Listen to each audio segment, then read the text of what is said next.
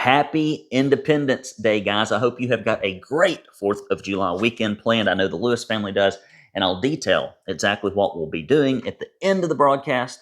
And I know I will see some of you out and about this weekend in and around the Chattanooga area. I can't wait to hang out with you. Guys, we have got some headlines. Hamilton County elementary teacher and drag queen hangs up his heels after being promoted to assistant principal. Yeah, I'd really love to have my kids or grandkids in his care. I'm sure he's quite the disciplinarian. National ban on gender-affirming care for minors proposed by Tennessee. Another congressman calls for denaturalization of New York City mayoral candidate. Corporate tax incentives fail to net expected job growth in Tennessee City. Imagine that. You mean the corporations go up to the legislature and to the county commissions and beg for millions of your tax dollars, and that doesn't come back to your community or your pocketbook? Oh, perish the thought. Report states majority of Tennessee illegal aliens arrested by ICE have criminal records. Right-of-way camping removal law having positive impact in Memphis. And finally, Tennessee Democrat files bill to ban law enforcement from covering faces. I wonder why. Guys, this is the Big 7. I am Brandon Lewis with the Tennessee Conservative News. We are the state's largest conservative news alternative. A little bit of an update on our court case, and then an announcement about an event. And I'm going to go through the mailbag, too, before we get to the stories. But first, we have filed some sort of motion, and there is some sort of court date set. It is going to be conducted by Zoom. I have made some additional payments. We're in decent shape right now. We're only 3% down for the year compared to the 33% down that we started at the beginning of the year. So thank you to all of you who have generously donated to help us, not only with legal expenses, but also the ongoing operational expenses of the publications. And as a response to that, Rick Dram of the Tellico Conservative Club, Tellico Village Conservative Club, has generously put together a fundraiser, and it will be on August the 11th at Tellico Village Yacht Club. We will have more details on that. You may even get a mailed invitation. I hope that many of you can attend. It's kind of smack dab between Knoxville and Chattanooga, so hopefully at least all of you in the eastern part of the state will find it easy enough to get to. I would love to see you there. So seldom get an opportunity to get out and about.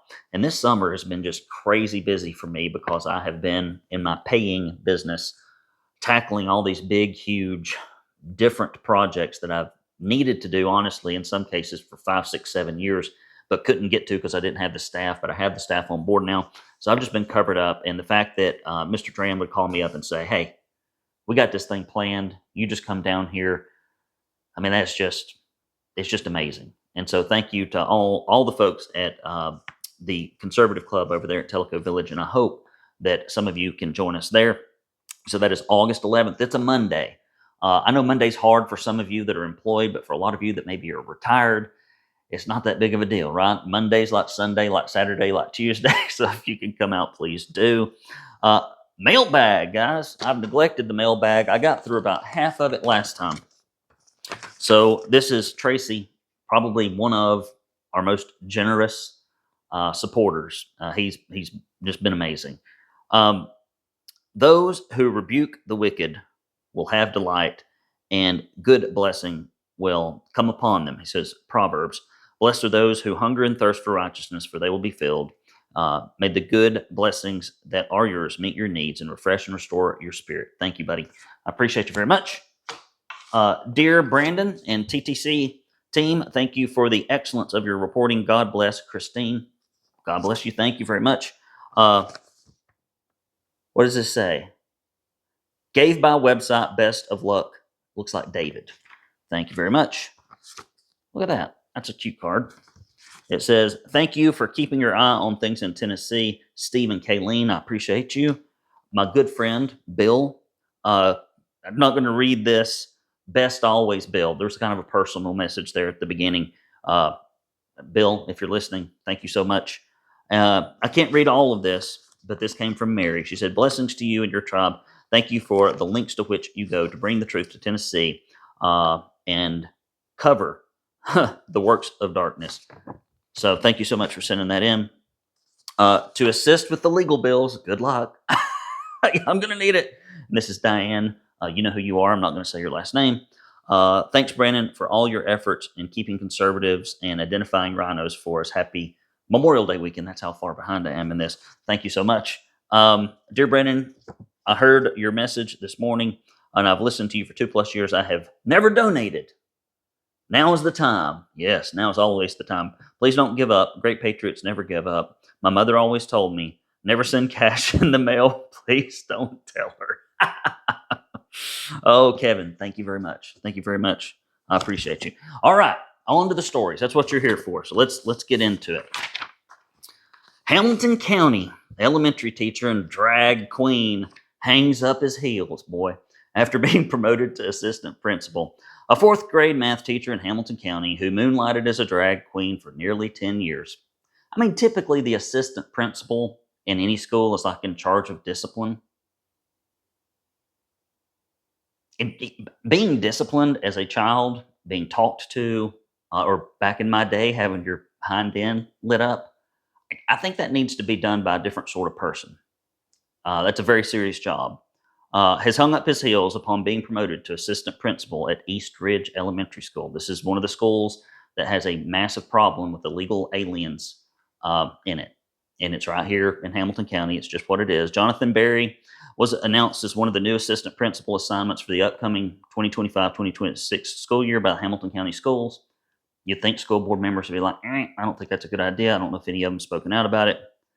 Barry acknowledged that he and drag queen Stacey Recht are one of the same. Barry stated he keeps his drag queen persona secret. Yeah. In the age of social media, when you're posting that crap online, that's a good way to keep it secret, I would think. Oh, I don't even think I can read this. I'm not going to read it. You'll just have to read the article. I just don't think I can say that.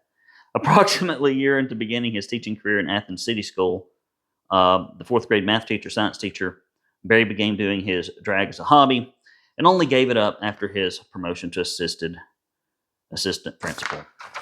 Get your kids out of these schools, guys. National ban on gender-affirming care for minors proposed by Tennessee congressman after the U.S. Supreme Court set a defining precedent in upholding Tennessee's laws banning gender-affirming care and medical treatments for minors. One federal representative has an eye on taking the law to the next level. Tennessee Congressman Andy Ogles plans to craft legislation modeled after his home state Supreme Court ruled 6-3 United States versus Scarametti. I think that would be a great thing. I'm not going to read the comment because I'm getting ready for Independence Day, and we're going to have a whole bunch of people over here tomorrow. I got chores to do. Why don't you hear me? It's like a broken record. I got stuff to do around the house. It piles up while I work my little keister off in here, and then you just got to get it all done at the last minute. Sometimes that's how chores work. All right, next story. Tennessee Congressman calls for denaturalization of New York City mayoral candidate. This is Andy added again in a letter to U.S. Attorney General Pam Bondi. Tennessee Congressman Andy Ogles has called for the denaturalization and deportation of New York City Mayor Zohran Mamdani, I don't know his name, based on allegations that he may have withheld or misrepresented information to gain U.S. citizenship and publicly supported known terrorist organizations. I don't doubt it. I think it's important, for you to be here. You take on roles that are so big. I think for national security's sake and for perhaps cultural assimilation, things like this should probably be done. You could just about apply this headline to all the corporate welfare that Republicans in the state legislature and the county commissions that fleece the taxpayers for all kinds of special handouts to specific big, huge corporate businesses. It's like, oh, hey, do you need our money the least? Oh, let's take it from the taxpayers that need it the most. That's the Republican way. Drives me nuts. City council members in Chattanooga, Tennessee are questioning the effectiveness of corporate tax incentives after one deal in particular seems to have been ineffective as far as job growth goes. Charlita Allen, Senior Advisor for Economic and Workforce Development, presented a report to the City Council during last meeting. The report highlighted discrepancies between Steam Logistics pilot program that the council passed almost 4 years ago, which promised to bring 400 jobs to downtown, with an annual salary of $56,000 each. At the time, Mayor Tim Kelly, who always seems to get it wrong when it matters, said that the proposal ensured, quote, public accountability with clear clawback requirements. I bet there will not be a single solitary dollar clawed back. That's what I would be willing to bet my money on. Steam Logistics, big on diversity, equity, and inclusion initiatives, said they would prioritize the hiring of local college students while maintaining their focus on diversity. Equity said it's a clear win. We got all the liberal DEI signals being flashed. It's got to be a good thing for us, right? The signed tax agreement with Steam Logistics and the city, valued over $500,000, required the company to invest around $11 million to create 360 jobs. Chattanooga City Council member for District 2, Jenny Hill, said that the city has spent a lot of money for just 59 jobs in total. Ooh, that's a big difference, Steam. Steam Logistics, I mean, you promised 360, you deliver 60. I think you should have, whatever the percentage is of that completely clawed back. In fact, I think it all should be clawed back. I just don't understand why these big companies can come in and fleece us. There are little logistics companies all over the area.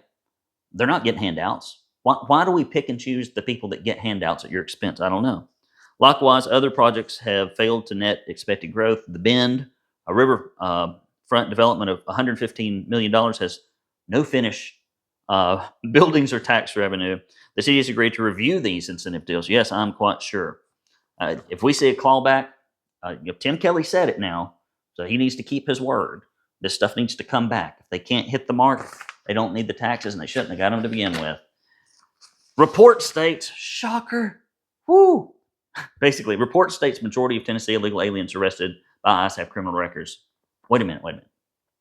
You mean that people that criminally enter the country knowingly might be criminals again later? I can't believe it. According to a report released through the Deportation Data Project at the University of California, Berkeley, data which is obtained through public record requests showed that nearly 80% of all illegal aliens arrested in Tennessee have criminal backgrounds. As of June 10, ICE had arrested 2,695 people in Tennessee. Nearly 45% of those individuals had been previously convicted of crime, while another 36% had pending criminal charges. Only about 20% of those arrested had no prior run-ins with law enforcement. The number of ICE arrests per day has nearly doubled in the state. That's not much. In 2024, ICE agents made an average of 6.8 arrests per day. That number averages 16.9 per day so far in 2025. And a lot of these law enforcement agencies, and we need it, I think a great bill to be passed, the closed circuit transmission for the few lawmakers that are actually conservative or the ones that hate my guts that listen to this show to see what I say. I think I'd make it compulsory for every law enforcement agency, and you can do this in Tennessee, to enroll in these ICE cooperation programs.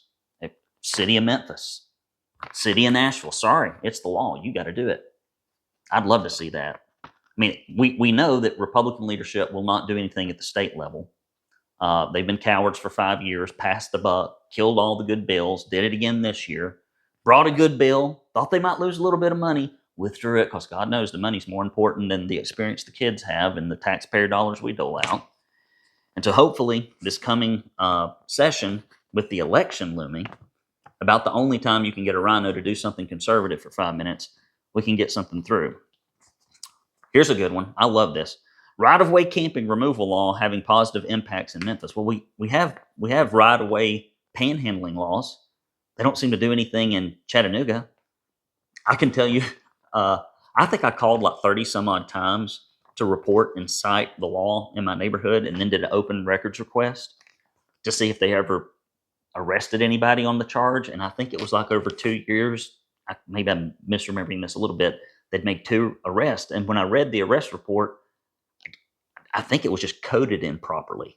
It didn't seem to have anything to do with that. So that's that. Public Chapter 310 is reducing the number of homeless camps on the streets of Memphis. A new law that took effect May 2nd, 2025 requires the Tennessee Department of Transportation to develop and implement policies in conjunction with local city and county governments to remove camping equipment from bridges, overpasses, and other right-of-way areas. It's a safety issue, but it's also just gross. It's trashy. Nobody wants to live in an area, and this is what used to happen to me in Tim Kelly's trashy city. I'd pull off the interstate, right, to bring somebody to my home. Hobo begging, pile of trash. Hang a left. Hobo begging, pile of trash. Try to hang right. Hobo begging, pile of trash. And I get home and I'm like, I don't like bringing people to my home. It looks like we live in a slum. And this is like higher end neighborhoods that are urban. Just amazing. A new law was the brainchild who's been making some waves. Senator Brent Taylor, who represents the part of Memphis, he said today the Department of Transportation cleared out the sprawling homeless encampment on I-40. Guys, Bo Watson, Todd Gardenhire, you seem to hate everybody but illegal aliens. Every time you interact with folks, maybe tackle this homeless problem, make a stink about it in Chattanooga, like Brent Taylor's making a stink about it in Memphis. That local state reps could do the same thing. Constituents raised the alarm about this dangerous sight, and we listened. Unlike the pearl-clutching, hand-wringing crowd who'd rather let people languish under bridges while preaching compassion, we got to work. I like Brent Taylor's rhetoric. When you're conservative on specific issues, you just got to be unapologetic, and here's why: because the GOP primary voters are freaking with you. Now, that may mean the corporations won't be. That may be that the corporately funded PACs might not be, but the voters will be with you. Final story. Tennessee Democrat files a bill to ban law enforcement from covering faces. This is Justin Jones from Nashville announced the filing of a bill which would make it illegal for law enforcement officers in Tennessee to wear face masks while making arrests. And this is Stop the American Gestapo Act. This criminalization would include federal officers working in Tennessee like ICE. But the issue is DHS reported that ICE agents are facing a 500% increase in assaults against them while carrying out immigration enforcement operations. Now those statistics have reportedly climbed to nearly 700%. I like our law enforcement to do things in the light of day, but I also understand, and in a way, very often the Democrats in Tennessee, the Justin Jones of the world, will bring bills for transparency, like the one he brought about, hey, if your wife's a lobbyist, if your son's a lobbyist, if your husband's a lobbyist, if somebody's a relative's a lobbyist, like that shouldn't be allowed if you're a Tennessee state lawmaker. And rhinos in the House defended it, even though 95% of conservatives, and not conservatives, just rank and file Republicans are like, no, that's fishy. That's obvious. That's a blatant conflict of interest that is rife for being abused. It's what it is. It's a no-win issue. And of course, it was struck down. Well, that was a good bill brought by Democrats, struck down by Republicans. Now, this bill, half of me is like, I love transparency in just about all its forms. And the other half of me is we shouldn't put law enforcement agents at risk if they are carrying out things that the electorate want, and specifically when they're carrying out things that are clearly defined in law. So, I don't know. I put it this way. If I'm being arrested, I want to know the officer who's arresting me. I want to know their identity. But I can see both sides of it here, so I'm a little torn. So, what are you doing this weekend for Independence Day? Well, here's what the Lewis family's getting into. First off, today I have got to start doing some chores around here. The man chores. I got to take the recycling out, burn some boxes, or the environmentalist. Burn some boxes that have accumulated. I got to spray for mosquitoes. We've never had mosquitoes up here on the mountain as long as I've been here, but I have seen some around, and they have given me the business. And my little daughter, who just looks like she's been popped by a BB gun when she gets bit by a mosquito. So we're going to get the backpack sprayer on and try not to get some awful disease and hold my breath and spray that stuff around so that we don't get eaten as we do fireworks. And then we're going to the Signal Mountain Parade up here. I like to do stuff right in my backyard. And so if you're a conservative and if you're on or around Signal Mountain and you want to come hang out and walk in the parade, please feel free to do so. I think they're lining up around 8:15 up here on the mountain. You can look around on the inner tube and you can find the details. And then we're coming back. I'm going to go to my friend Eric and Amy's grandparents' house, and we are going to do what we've done for several years, which is hang out in the yard and eat some good food and generally enjoy some good fellowship. And then we got folks coming over for dinner, and then we're going to do some fireworks. And then Saturday, Our church has this event called Appeal to Heaven, and I'm excited about going to that. That should be a lot of fun. Um, and then what else happened after that? I feel like there's something. Uh, we're going to Sean's house to lay by the pool on Sunday because our church is not going to have services. They're doing this event in lieu of services, and most people are out of town or doing something. I'm sure attendance is typically bad on the fourth weekend anyway. And then I don't know what's happening. Monday, I get back to work again, I suppose. I don't even know what my calendar's looking like. So that's what I've been up to. Um, August 11th, do mark your calendar. Would love to see you come out. I'm so appreciative for them to put this on the books. They're going to have a big spaghetti dinner, and we're going to have some fun. I don't know. I think the event will evolve as we work towards it, but start looking for information on that. We've got, for folks that want to be very generous, we have opportunities for people to be very generous. For folks that are like, hey, this is all I can afford, I can just get a ticket and show my face. That's fine too. Each according to his ability, I suppose, but not each according to his need, right? Because that's communism. All right, guys. Well, that's all I've got that I can think of. I think about celebrating Independence Day, and I love it. I love independence. I think that is one reason conservatives have such a hard time competing against the corporations and the left and the rhinos, is because truly conservative people that are liberty minded, like independence, which means we've got freedom of thought.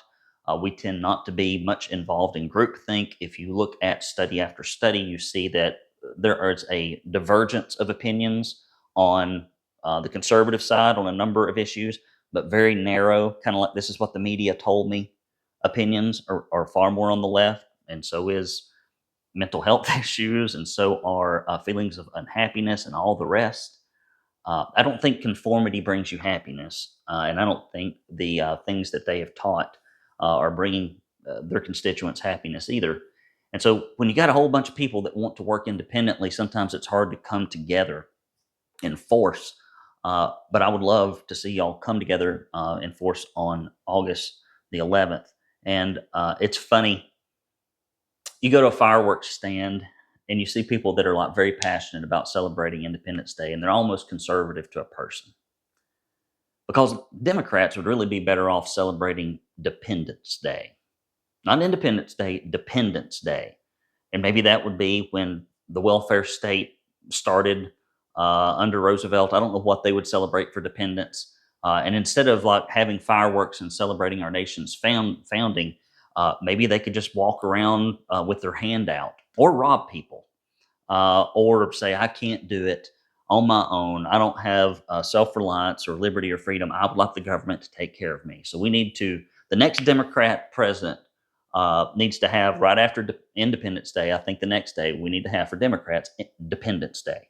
And they can just hope that the government will take care of them, because we know it does so well in every other facet of our life when they take on a project. Guys, I love you, mean it. I want to thank all of you who helped me in our moment of need. It was just a little bit, what is it? Winston Churchill used to call it the black dog. And lots of men that put a lot of responsibility on their plate get plagued by the black dog. I guess that's anxiety, depression, being down in the dumps, you name it. It's got lots of different names. And the outpouring of support and people like the Dems reaching out to me, and it's just amazing. It's amazing, and it's a lot of politicians will say, I'm humbled. Like the heck you are. You're probably the least humble person I know. You don't even listen to your constituents. Somebody who's humble would listen to their constituents and maybe vote the way they want them to. So, but when I say I'm humbled, I mean like it makes me feel embarrassed and obligated and grateful and undeserving, even though I know we're all pulling in the same direction. Um, it's just, it's amazing, and it's the same daggum people, which is the most frustrating part of all of it. It shouldn't be the 2 or 3%. It should be like, oh, the 97% chip in and help, but the 3% don't. No, it's like flip that upside down. We need less of that in the Republican Party. We need less of that in conservatism. And so, for those of you who are in that minority, boy, my hat's off to you this Independence Day. Thank you so much, guys. Love you, mean it. Happy Independence Day from yours truly. Let freedom ring. See you next time.